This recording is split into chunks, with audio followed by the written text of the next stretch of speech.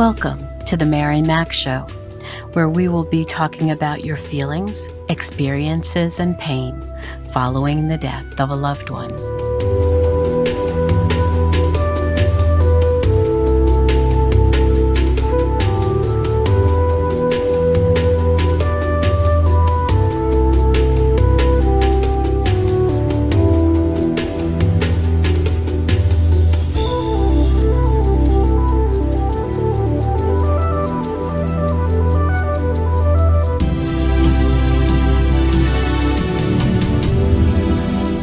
Hello, my friends, my warriors. This is Mary Mac of the Mary Mac Show. I'm doing a series called Death by Fentanyl, a podcast series with some of the greatest activists in this area. And I am so fortunate tonight to have Andrea Thomas with me. She is an amazing woman who, after the death of her daughter Ashley back in 2018 at the age of 32, she created organizations to make sure that everyone will understand what is going on in our country and the incredible, deadly poison of fentanyl that has affected all communities in the United States, especially. These pills and these granules that are so small that are laced into cocaine and meth and even marijuana are killing our people, are killing our youngest people. Right now, ages of 8, I think it's 15 to 40, are the ones who have the highest rate of death by fentanyl. Ashley, as I said, was only 32, and she is survived by a little boy named Daniel, her son, who was 8 at the time of her death. And Ashley and her husband, Chuck, are raising young Daniel. She is the voiceforawareness.com founder. She also has another site called facingfentanylnow.org. And she has a Facebook group, which is the exact same name, Facing Fentanyl. But one of her shining accomplishments to me is that she was able to get a day every year that's considered National Fentanyl Prevention and Awareness Day. And it is now going to be each August 21st.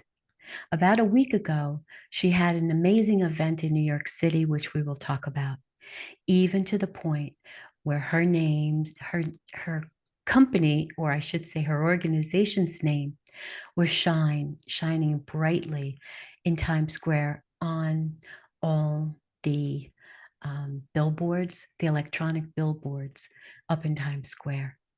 So I am very fortunate that she is with me today.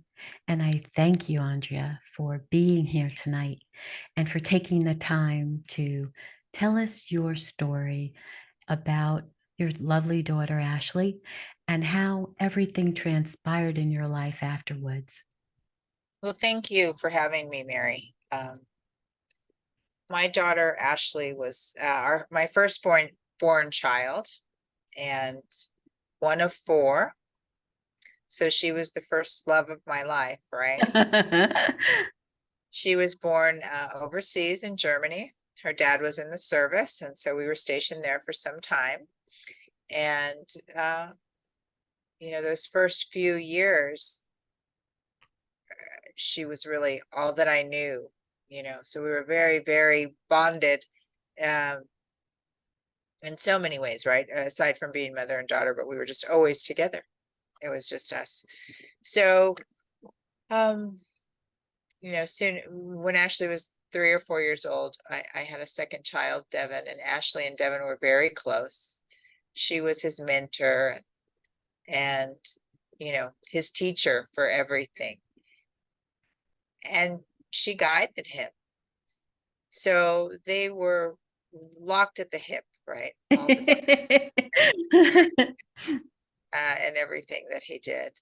And then, of course, her grandparents, her being the first grandchild on both sides of our families. Oh, my. She was the princess, right, of the family. So this young lady had so much energy, so kind-hearted, very intelligent, and always there to help everyone. So even when she was little, had a great personality. If my daughter walked into the room with 20 strangers, she would have 20 friends when she left that room. Oh, how nice. She was very, like I said, kind-hearted. She did not know her strengths, and she had so many. And, you know, losing Ashley was horrific to all of us. It changed our family dynamic forever. Sure. And we still battle that today. We remember Ashley in every way that we can. Always, every day I see her smile bright in my head every day. And we make the most of our memories with Ashley and who she was through our advocacy.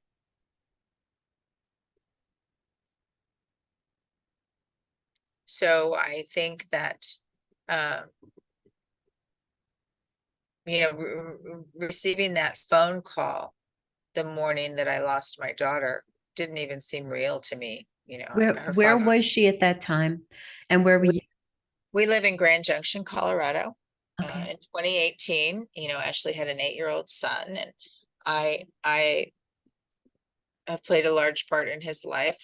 We've had him since he was born. And so even though Ashley was his mother, we spent a lot of time with him, and he was also very close with his mother and father. And I received a phone call on June 11th, 2018, early in the morning, and I'd had a horrible night's sleep. I felt sick because I was so, it was a turbulent night. I'd not ever felt like that before in my life. Oh And I my. don't know why. And it was time to go to work. And I told my husband, I'm going to need to sleep in a little bit today. I felt sick through the night. I had a rough night, and I'll be into work a little bit late. We worked together. And he was gone about 10 minutes, and my phone rang. And it was Ashley's father saying that she had taken something and she died. And I thought that was the most ridiculous thing that I'd ever heard. What could she have taken that killed her? Right. And surely that was not true. And I thought he was insane. You know, I said, well, I need to find out what's going on. And I got dressed as fast as I could while we were speaking, and I called my husband and my older sons and told them we needed to meet, and we needed to find my daughter, and we needed to find out why somebody would be saying this Mm-hmm. about her.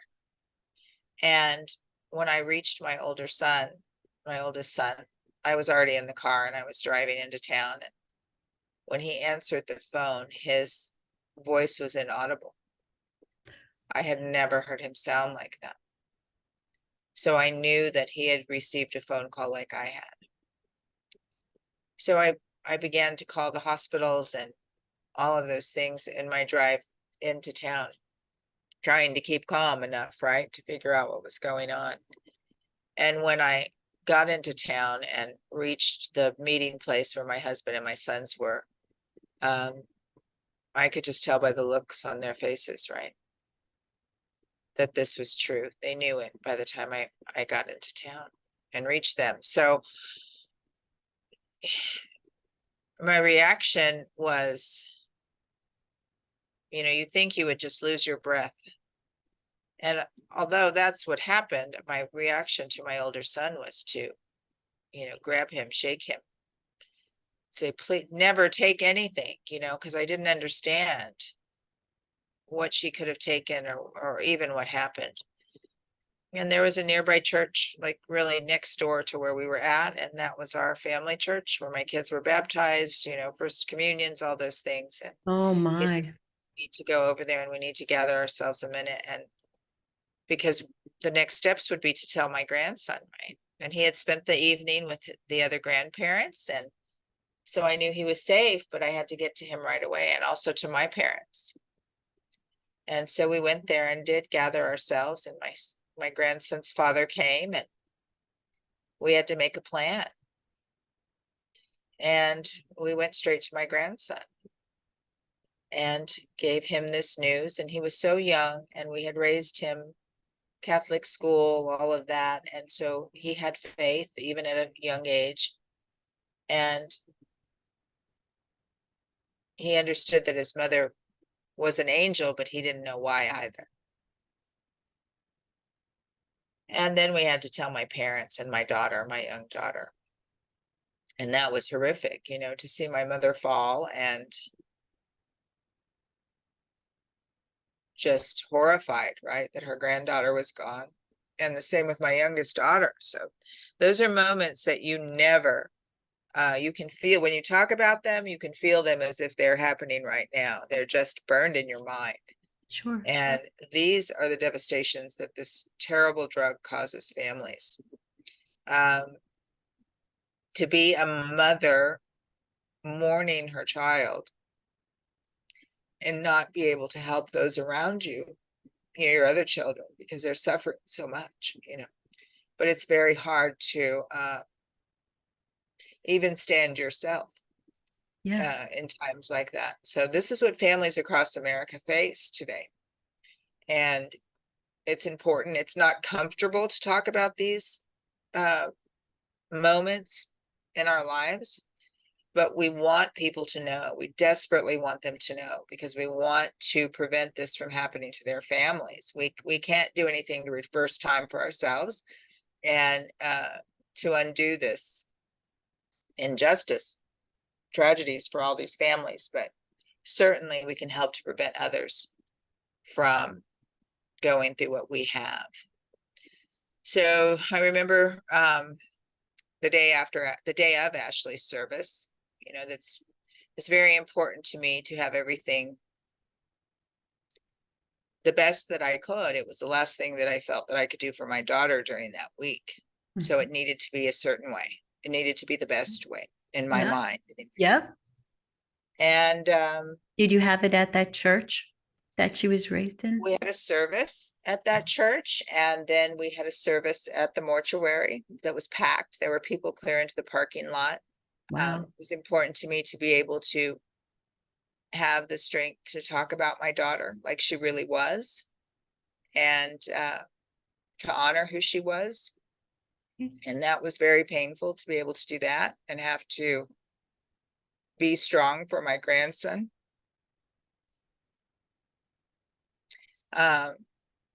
So after that service, we went to our home.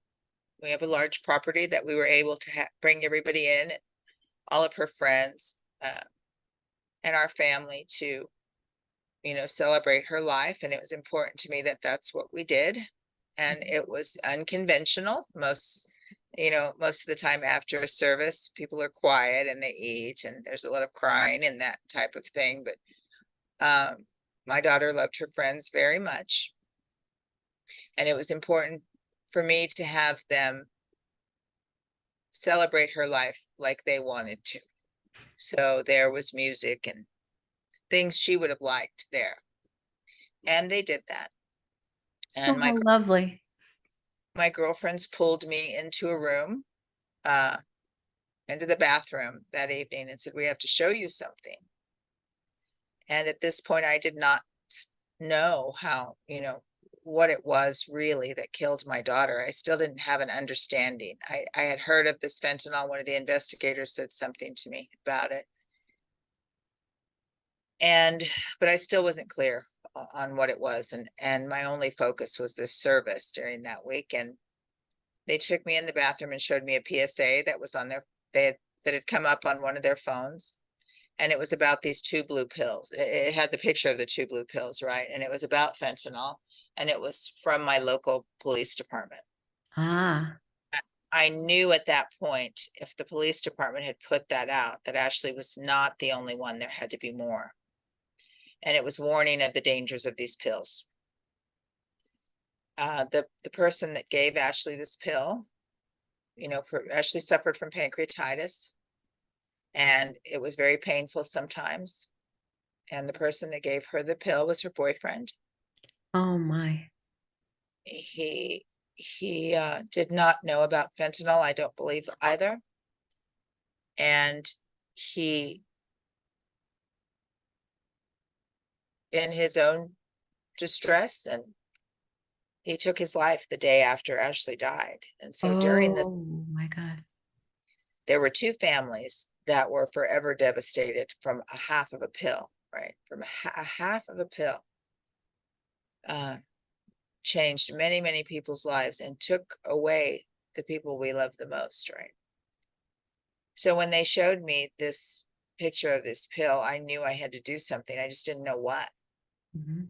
And the next day, I remember waking up and not wanting to get out of my bed, because during that time, you wake up crying, Mhm.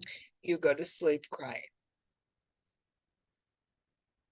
It is like Groundhog Day every day, like it's just happened for many, many days after you lose a child. True. Other mothers would agree with me. And so that next day when I woke up, I didn't want to get out of the bed. I could not imagine, what was next. But I knew that my best friends were there. They'd all come into town. They had all helped me very much during that time.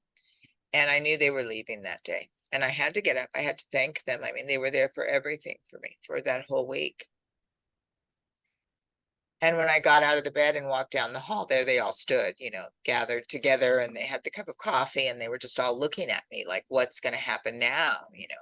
And they looked, I felt just as bad for them as they probably felt for me, because I didn't know what to do to console them either, but they were there. And so I said, we have to make some phone calls. Let's get a paper and a pen, and we need to start making some phone calls. And we went out to my patio and sat down and drank our coffee and began to discuss who we could contact to talk to about these pills and to warn people.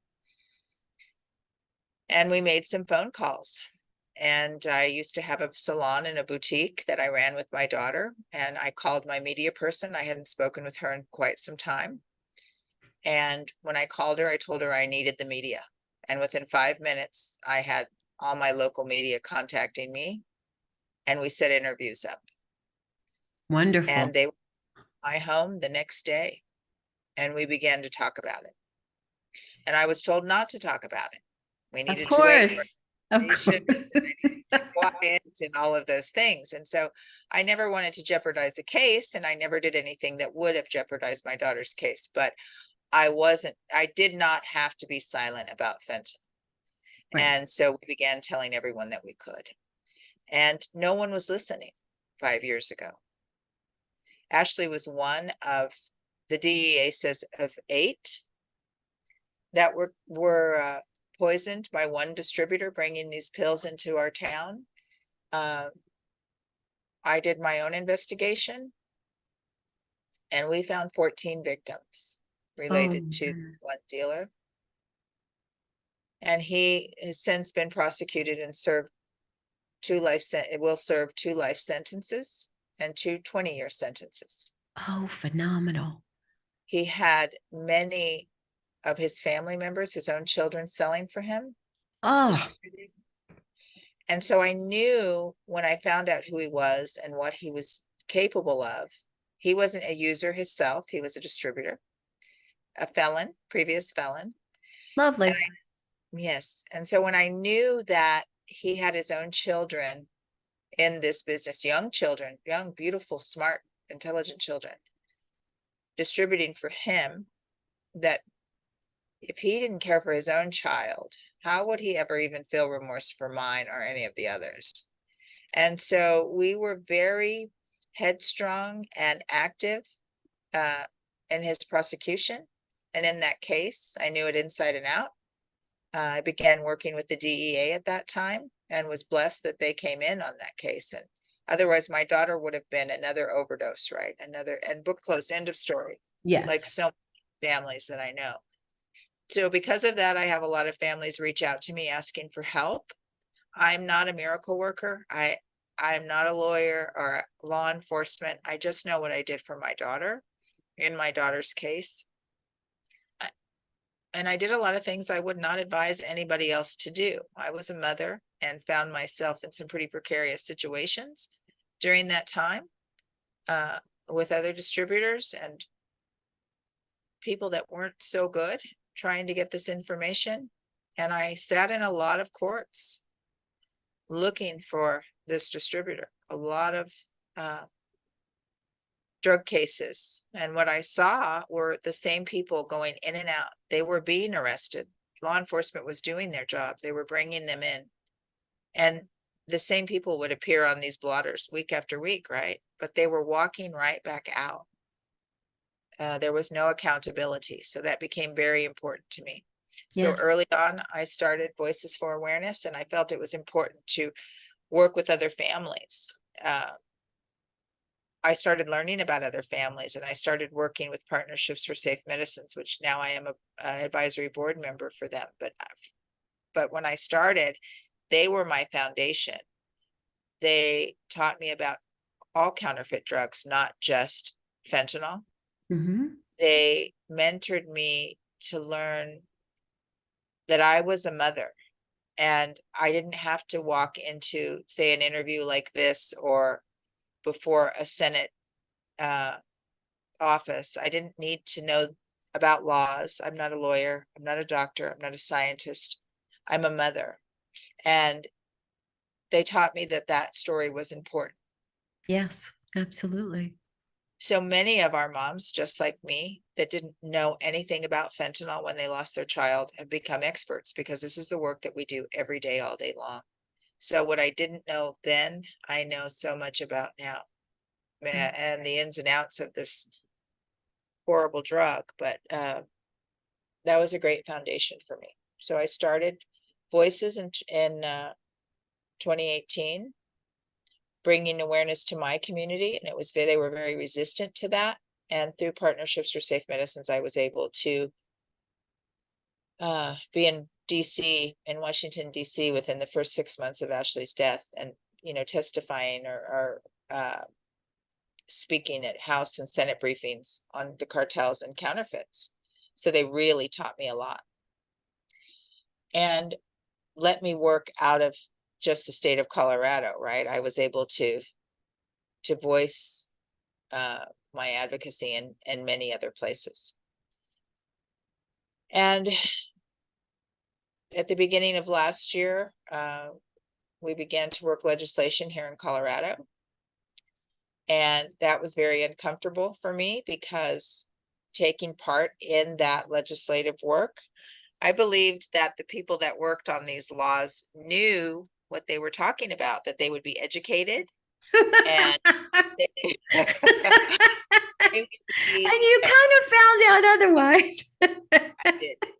I found out that they didn't know what they were talking about at all. And I found out that it is very easy for them to, I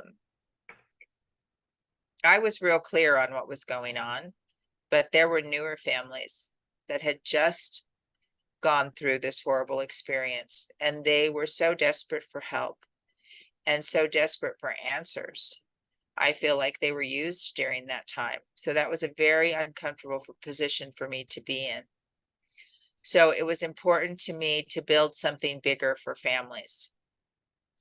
And one night in desperation, late nights, we sit around, we're thinking, I'm on the computer all the time, I'm working. And I was sitting on the phone with my best friend, which is also my co-founder to my organization. And we were talking about some type of a proclamation for the state of Colorado that, we could get more attention for this and get the word out. And in that, she said, what would it be to have a national day? And I said, I don't know. So we Googled it, and I found a marketing tool that you could purchase a calendar day. And so I pushed the buttons and put in the information, and I've got a good friend, Jim Raw, that you're familiar with. He's been on your show. I put his data into that, into the day, into building it, and pushed a button. And in the morning, I woke up to a confirmation of that day. It cost me a little bit of money and I paid the money. And then as soon as I did it, I thought, what in the heck am I going to do now? So I called Jim up in my frantic, and I'm sleep deprived. I don't really know what I've done. And I call Jim and I say, Jim, I just did this thing and I used your data. And, would you do this with me? And he said, of course, I'll do anything you need. And I said, well, can we talk this weekend and, decide what we're gonna do with this? And he said, no, absolutely not. He said, someone is dying in this country every 5 minutes. We don't have time to wait for the weekend. Get on your computer right now and push the button. Tell everybody. And I was scared to death. No. There's a lot of families out there, and they might not take well to that without a discussion, a discussion amongst each other, right? Right. So I thought the best way to do this is for all of us to work together. And I have the utmost respect for the other families. Many of us have different opinions. Many of us have a different message, but the end goal is all the same.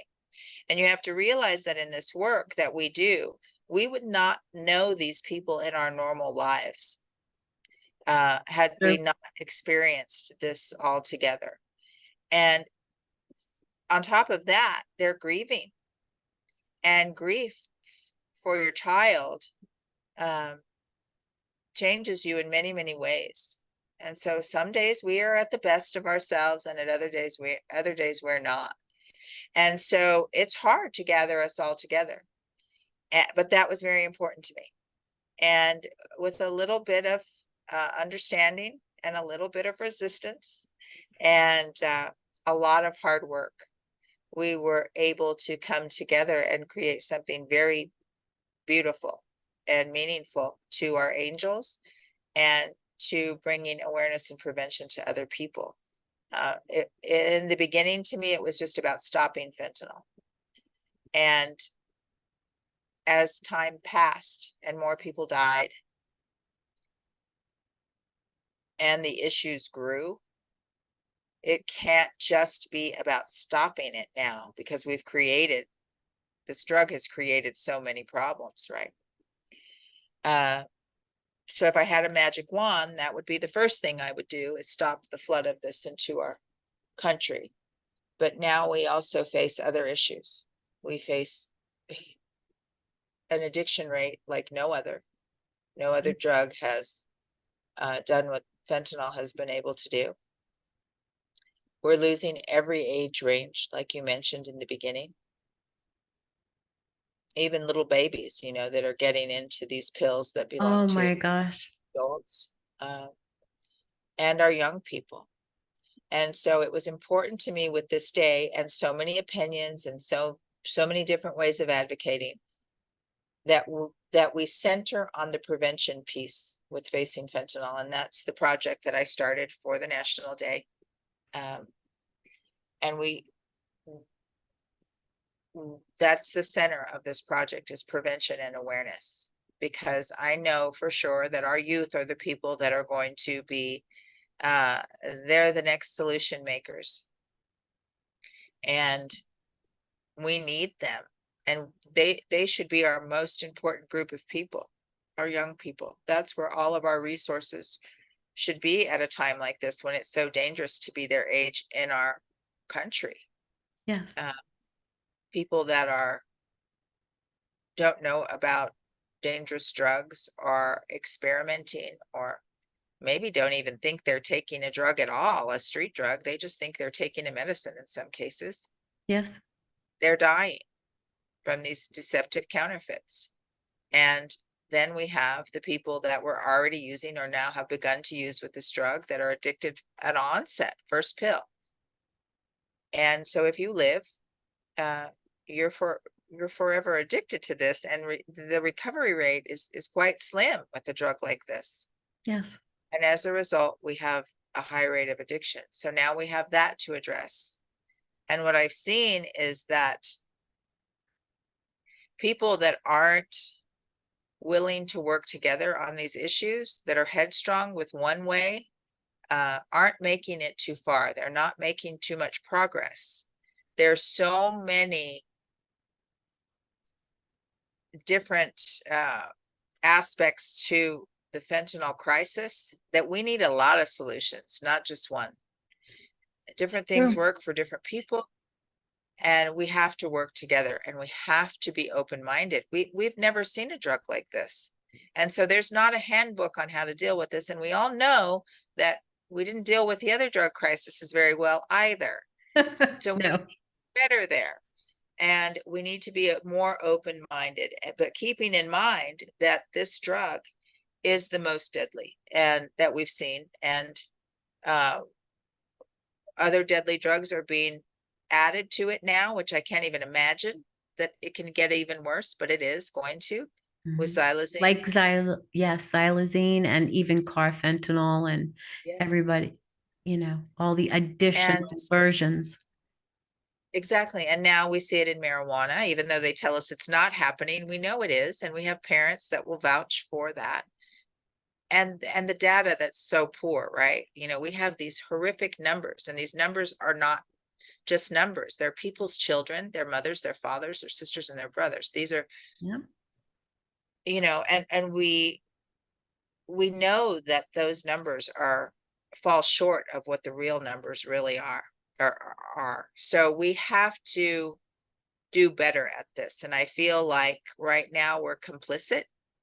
I think there are many people in our government that I feel are almost participating because they are not actively working this. And there is a point where when so much and so many people have died and they're vanishing before our eyes, really, and there is no action, then you become the problem too. Yes, I totally agree with that. I urge everyone to act, everyone, because it's such a large problem that we need everybody to do this in one way or another. And I think that our families, whether they have organizations like mine, or they put out a Facebook post, or maybe they just tell someone, all of those things are equally large. They all make a difference. And we just need everyone's participation. And so what I built with the National Day would really be nothing if we didn't have the participation of all these families. They make it work, and they come together across the United States as one and put the word out. In Times Square the other day, we were there for an hour and a half, and I got a media report yesterday, and it showed the media hits that we had from that hour and a half. Okay. And in an hour and a half, we had 151 clips go out of media for that day. That's a lot. And we had almost 2 million viewers across the United States for those, and then another almost 2 million in the state of New York, and then almost 1 million for radio and social media, those things. And that's from just the hour and a half. Now imagine if you put together all the billboards. I have a media team for Facing Fentanyl of mothers that put their time and efforts in making thousands of graphics and getting billboards across the United States and making banners. They had 50 billboards. They sourced 50 billboards to put up with our messaging. Wow, that's amazing. Not to And mention, tell them what's on, tell our audience what's on the billboards. some of the billboards have our angels on them and the National Day observance, and the fact that one pill can kill, or fentanyl is the leading killer in the United States. They built a beautiful campaign. But where I'm getting to with all of this is that we do this as families with zero. It is our time. There's no big financial support Right. There's somewhere. no budget somewhere. Where the government isn't funding this for us. We're Exactly. doing this with our time and resources. So with nothing, we reached millions of people in one day. And that's thanks to the other families. working together and doing this together. Now imagine if our federal government came in with their resources for 1 week and did what we did for an hour and a half. How many people in this country would know about fentanyl? And it could be that simple. If we can do it with $0 and just our resources at hand, how hard would it be for the United States of America to get this message out there? It's so disturbing to me that something that is so preventable could be dealt with. And not that we can save every person or stop every person from using drugs, but we sure could warn a lot of people and at least educate them to make better decisions than they are making right now and save a lot of lives. So it is just Absolutely. that we don't. Absolutely. It's just disturbing to me, very disgusting to me that we don't. Mhm. So these families to me are the reason that this issue stays at the forefront. And we will continue. We've already begun planning for next year in New York with the help of our federal partners. And we've been doing a lot of work with DEA, but also with our other federal partners. And they're, we have this idea that if we have these certain partners, these like federal partners that I'm talking about, that we can just do anything, right? Because we think they can do everything. They can't. Their hands are tied in a lot of ways, and they are asking for our help, and they give us credibility. By standing behind us, they give us credibility. So it's a two-way street. And we know that the jobs they do, like DEA, for instance, their job is going out there and getting the big guy, right? And that top distributor. And now they've opened their doors to us and to our families, but they're not trained on grieving families. So we're a handful. And so we need to try to make their job a little bit easier, and they in return can help us. And so that's what we're trying to do with law enforcement and some of our other federal agencies. And we all know, when first responders are out there, firefighters, my husband was a firefighter, and you become jaded because you see horrible things every day. And so Right. sometimes you need a reminder of what's on the other side of that face you're dealing with. And that's us.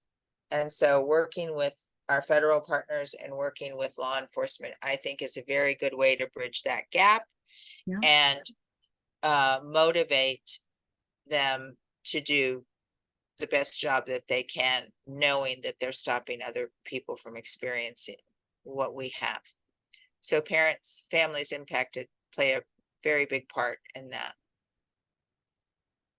And I have, again, the ultimate respect for them. You've met already some of our greatest advocates in this, in fentanyl. You know Amy and Jaime and Jim and Michael and many others, and all of those people have made great contributions to this work, and so many others. So we'll just continue to do that.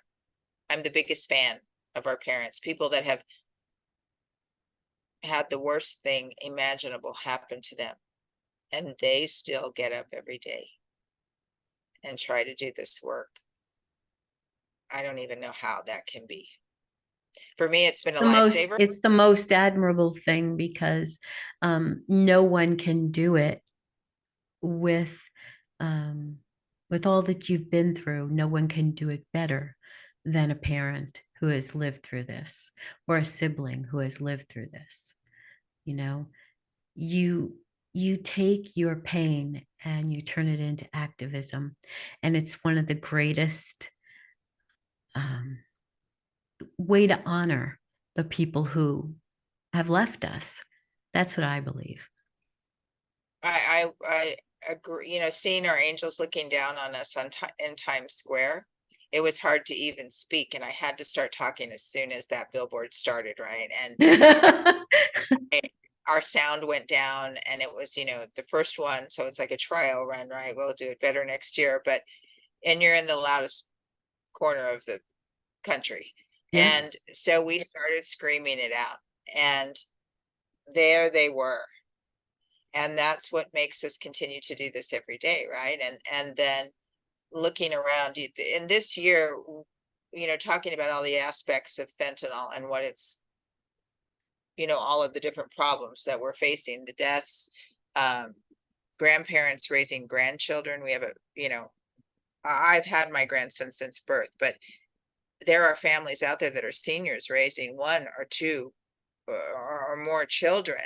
Oh, Uh, yes, because they absolutely. have lost their parents to fentanyl poisoning. Those are issues, and the addiction and the crime, uh, the lack of accountability. There's so many things, the need for help and recovery. So there's so many issues now. But I began last year working with um, Michael Fiore, and I was having my home event was going to be in Denver, Colorado. That I'm from Colorado. So we were out at the Capitol area having our event, and I had all the fancy names there, right? The DOJ and the HIDA and all the people. And I was introduced, lucky enough to be introduced, blessed to be introduced to Michael Fiore. And Michael is from Brooklyn, New York. He was living in California. Oh, He had wow. just entered recovery. Uh, and I saw a little bit of his work, and what he had to say was great. It was a little rough, but he had a lot to add to the message. And he came, I brought him out to my event, and I instantly fell in love with what he had to say. And he was there hoping to learn from us, but instead we learned from him. Oh, We had a letter out to the president at the time asking for him to address the national security crisis, asking him to address the public health crisis. And Michael was calling that letter a petition, and he was doing a lot of social media about it. And he didn't quite have it on target, but he was doing well. And so the evening before our event, we were going to dinner, and we were talking, and he said, I need to show you something that I just got, that I just received. And somebody had replied back to his post about the petition. And it was a person that was actively using and homeless. And they made a video in response to Michael's that said, please go to this website. Please sign this letter to the president, because we're dying out here. And when I saw that, I'd been so hesitant this whole time to work in recovery, because you see, my daughter was an alcoholic. I And see. so that's where the pancreatitis came from. And it was very painful for me to work in recovery. And I don't know about recovery.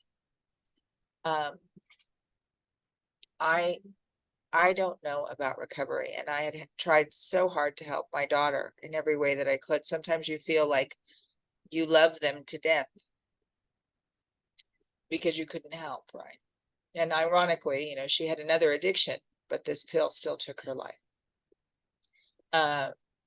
So when I saw Michael able to reach people outside of this bubble that we live in, us fentanyl advocates, right? Sometimes you're just singing to the choir, and we already know what fentanyl is. We need to be out of that bubble and reach the public.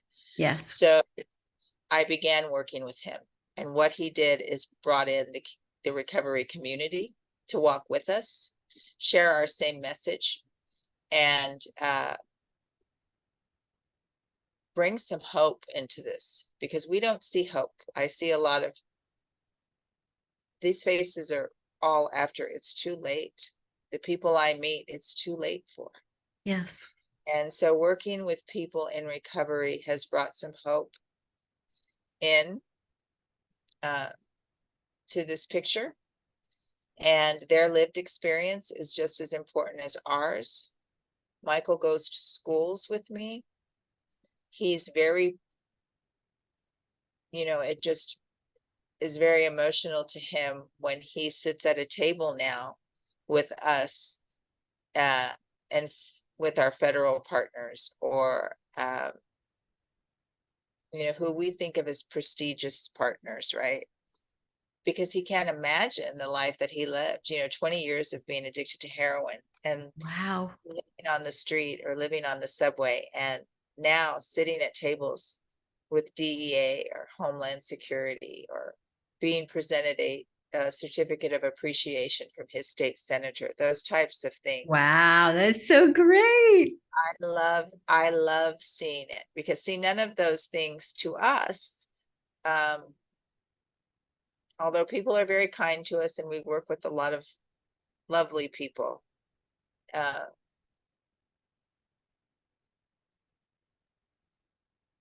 I'm not sure how to explain it, but to him, we wouldn't know any of these people if we had not lost our children. We certainly would not be working with DEA and Yes. security and all of those things. And we're grateful, but not impressed by we need help. And so we're not looking for anything fancy. Anyway, Michael, sitting at these tables, it's a joy for him, because what he lived and what he now sees of his life is so very different. And I'm so very proud of him, and that he took a chance on us. And it's ironic to sit with him and know his story and see how far he's come. And I myself know that before my daughter died, I may not have wanted to associate with someone like Michael in this capacity. He's my most trusted partner, aside from Amy and Jaime, that I work very close with, and I love them to death. But on a daily basis, Michael and I work together, and he has been an asset to our work and our family, amongst other things. So I truly believe that if we pull in our recovery community as much as the affected families, these are all the people that should be sitting at the tables. And I would like to see them sit in those seats, in those important seats. I would like to see all of us, our affected family members and people in recovery, sit as legislators, as people that make these decisions, instead of people that don't have any lived experience and do not have a stake in it like we do, or don't think they have a stake in it like we do. Right. No, I definitely have always believed that the people who are the closest to the issue are the ones who are going to change it and who have the most knowledge and unfortunately the most pain that makes them want to do that. And I just admire that so much.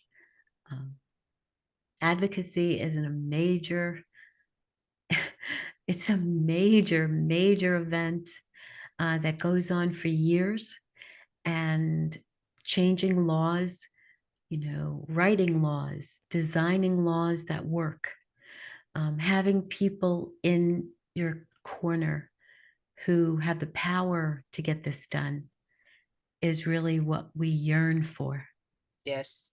you know.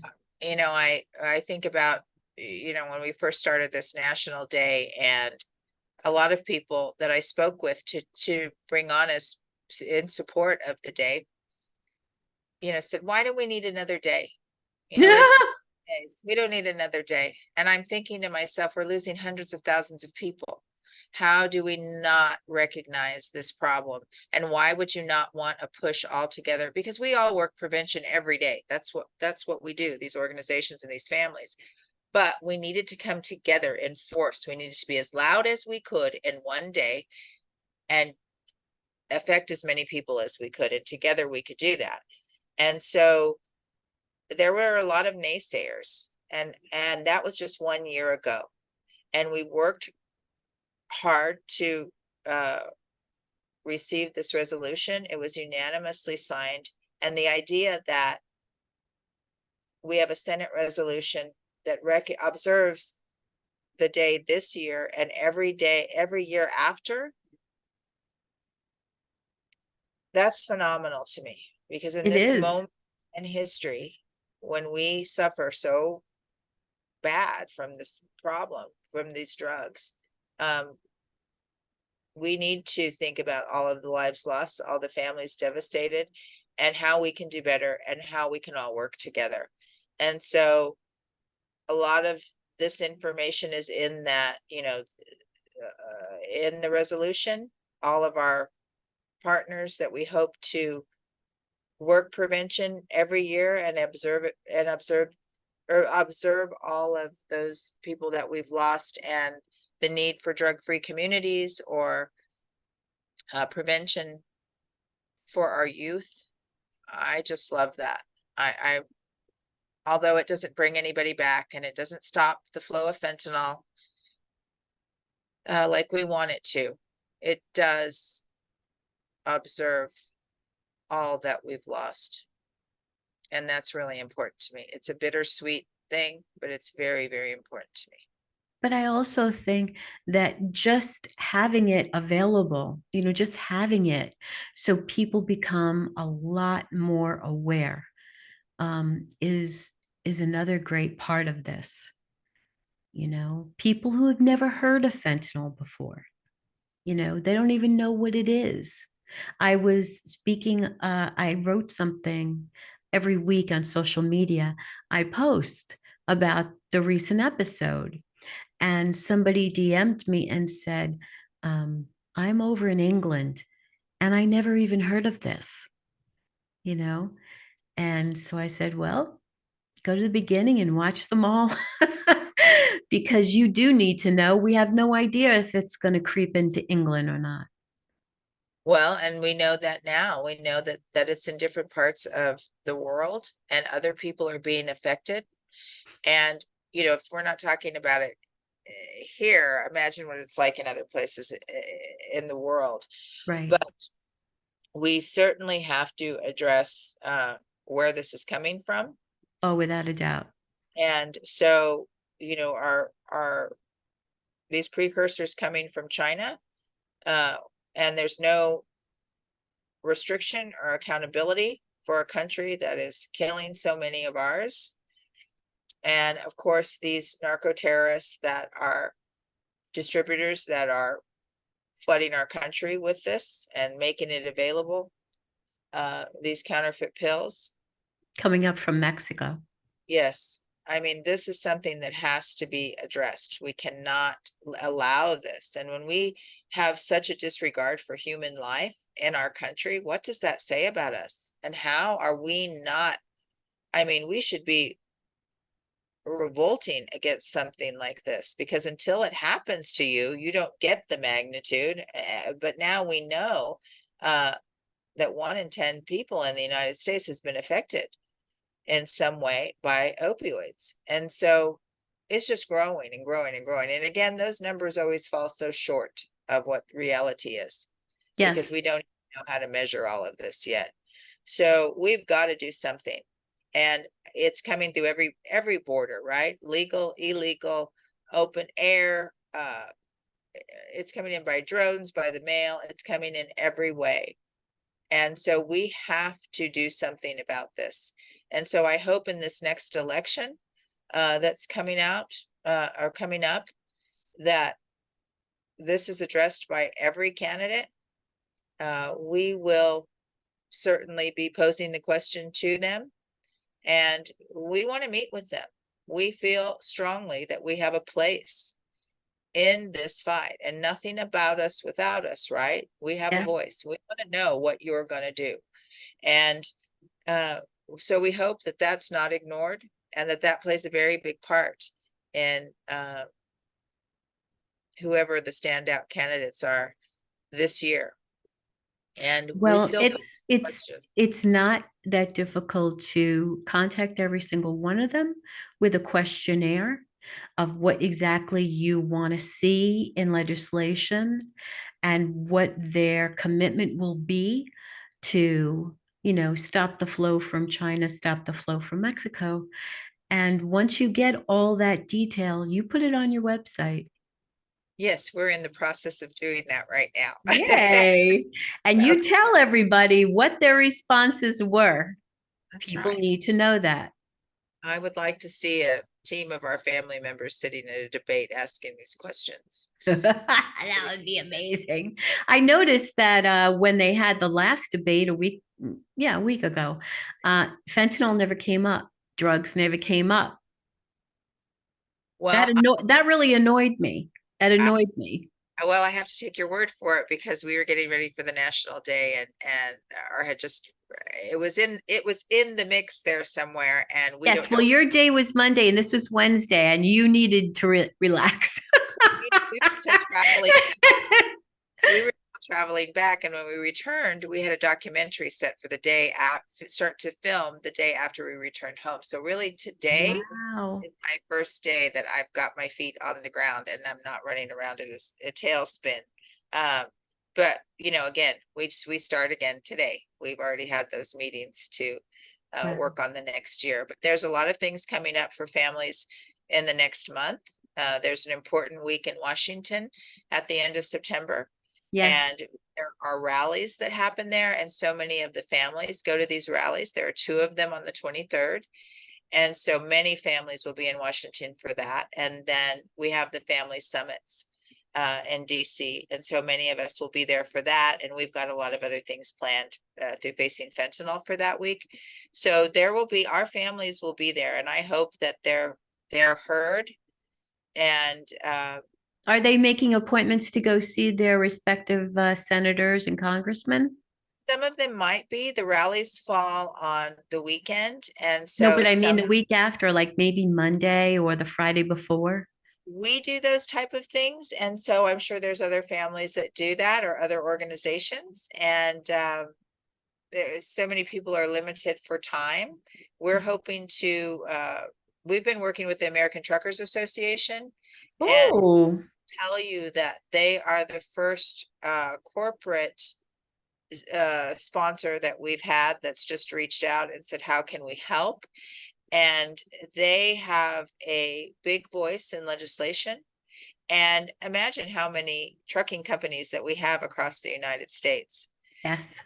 And they are going to take our messaging, and they're going to take it to the road. So soon you will be seeing trucks, semi trucks that are wrapped with our messaging from Facing Fentanyl, Oh, and I about love it. I love it.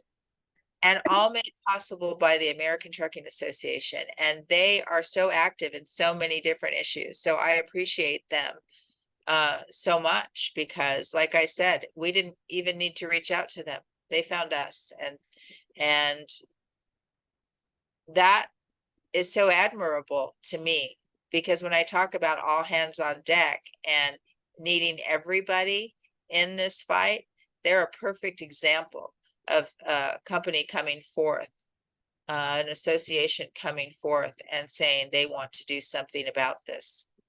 And so highly valued to Phenomenal. Phenomenal because years ago, I had truckers put these magnetic plates on the back of their truck that said, "We support the Foundation for Grieving Children."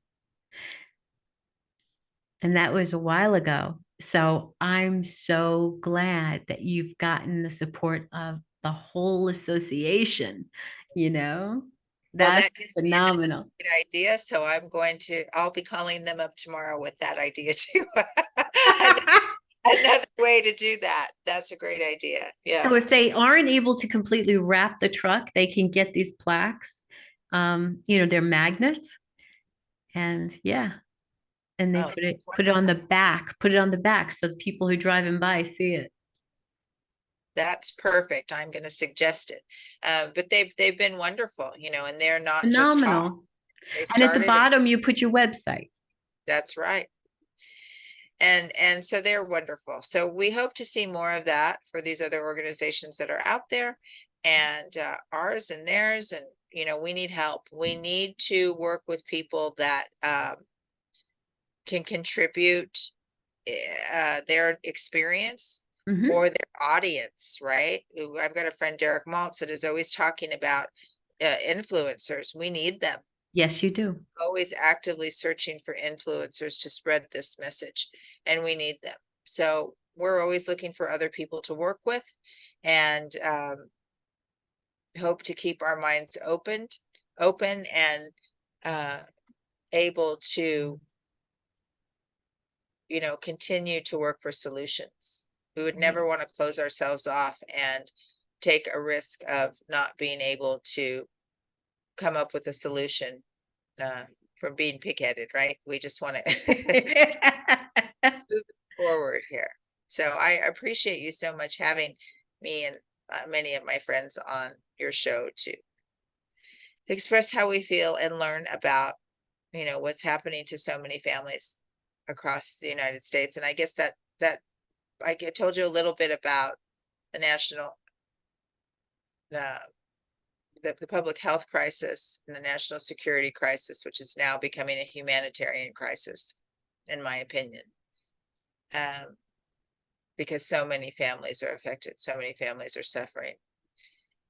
But I'm sure that my friends went in depth on those issues in their interviews, but I like talking about our families because I know that they're the ones that are keeping this at the forefront, and they're so very strong and doing so much work across the United States. So I like people to know that and to protect their own families. Talk to your kids if you haven't already. Don't wait. There's no perfect time. Do it now. Turn this off and go talk to your kids right now. It could be the conversation that saves their lives, and be open and willing to hear. Our kids most of the time know more about what's going on than we do. Yes. Regardless, just open your heart to that conversation and listen, and show them the stories of people impacted, whether they're in recovery or families like ours, that you can see in Dead on Arrival, the video that Yes. I was just going to say that, Jaime. Stopthevoid.org. You can yeah, find it there. and they have made a huge contribution with that video to our advocacy work. I think it's one of the best tools that we have out there Yes, to I show agree the with that. I push that all the time. It's only 20 minutes and it's phenomenally done. It's just there is a place where Steve shows you how many pills it takes to kill yourself, how many granules of fentanyl it takes, how much heroin it takes, but when you see the last one where the is only a little baby granules in fentanyl to kill you, it really does shock you if this is the first time you're ever seeing that. and to hear their stories. I can never get over Amy talking about Alex. I've seen it a million times in my work. I can never unhear Jaime screaming out for Daniel, or Yeah. Steve posing the question, if you knew about fentanyl, to talking to his daughter, in essence, why did you still do it? Right. And Matt also, talking about taking those photos and always seeing the person that's missing instead of the people that are in the photos. Yes. And that's what it's like to be in this situation. And so I impress it upon people to please, please, please talk to your family and help your community. That's where we can make the biggest difference. That's immediate, and Right. helpful until we can get our government in here to do harder work. So thank you so much for having me. You are most welcome. And I want people to remember to go into the show notes where I'm going to put down all of Andrea's links. And she can be reached at her Facebook group. But really take the time to look at facingfentanylnow.org. There is so much information on that site. And for her other site, voices voicesfораwareness.com. But the Facebook group is very active, and there are families on there who communicate with each other. If this has occurred in your life, if this has happened in your life, you really want to connect with other mothers and other fathers and siblings who are like you, who can understand you, who can give you comfort, because the very best person to be around when you're in agony is another mother or father who knows exactly what you're going through. And when they say that to you, they mean it.